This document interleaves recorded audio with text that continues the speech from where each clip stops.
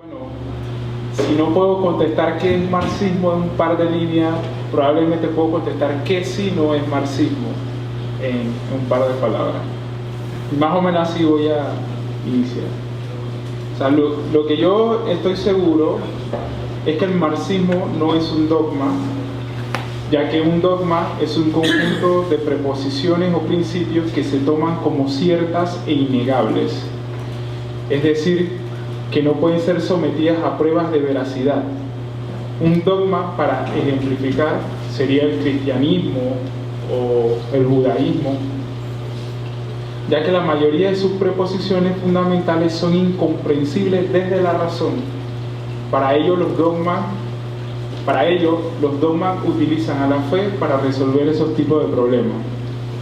En cambio, el marxismo sí es una ideología, y lo explico. Sé que esto suena un poco raro, pero lo explico.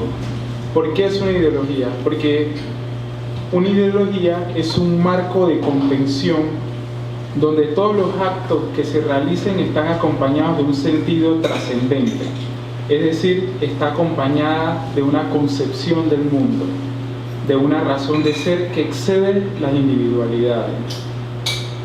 El concepto de ideología supera la dicotomía bueno o malo. El concepto por sí mismo no tiene una carga valorativa. De hecho, las cargas valorativas siempre son subjetivas. Lo que podrá tener son limitaciones, el concepto. Además, es muy frecuente que en las discusiones públicas haya una connotación negativa para el concepto de ideología, como suelen vilipendiar a la teoría de género sin justa razón desde los medios de comunicación y desde los grupos fundamentales religiosos.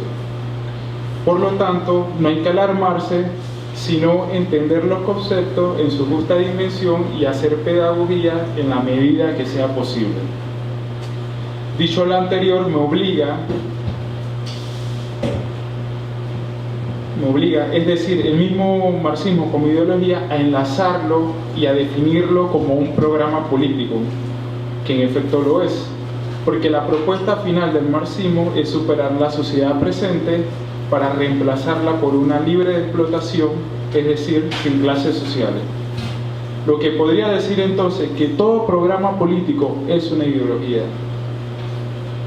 Antes de pasar a mi tercera definición, me gustaría aclarar que Marx se oponía a toda ideología que no permite que el hombre y la mujer se liberen de sus cadenas. En su libro La ideología alemana, define el concepto de ideología como una falsa conciencia que nos invierte el conocimiento de la realidad, como un obstáculo sistemático del conocimiento. Ahí el autor solo se está refiriendo al sistema de ideas y costumbres que reproducen o garantizan la permanencia del sistema opresor. Tercero, el marxismo es un método científico que permite desentrañar lo que oculta el actual modelo económico y la repercusión de este en la construcción de las esferas culturales, sociales, políticas y jurídicas. Pero además, como todo método científico, es inacabable, porque a diario se cuestiona a sí mismo, lo que conlleva a que permanentemente se transforme. Es decir, es un gran árbol que arraiga más sus raíces para contener un tronco que se engrosa permanentemente y que producto de estas variaciones le genere más ramificaciones. El marxismo apuesta a la desnaturalización. En ese sentido, la desnaturalización es un principio de emancipación que atraviesa cualquier práctica que nos ayude a entender que todo lo que se nos presenta como fijo, estable o natural está incurriendo el ejercicio de un poder concreto. Entonces, hay en la filosofía de la historia de Marx una propuesta a pensar que todo aquello que se nos presenta como una verdad establecida es en realidad propia de una época y propio de unos intereses.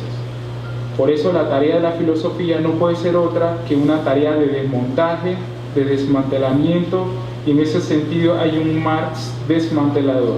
Pero también es cierto que hay un Marx propositivo que nos da luz primero sobre la práctica revolucionaria Y segundo, breves trazos de una sociedad administrada por la clase que produce en absoluto todas las riquezas, que son los trabajadores. En resumen, el marxismo parte desde pruebas concretas, medibles, para construir un programa político que tiene como norte transformar la realidad social. Realidad que no puede ser de otra manera que desigual, injusta y que en el fondo niega la propia vida.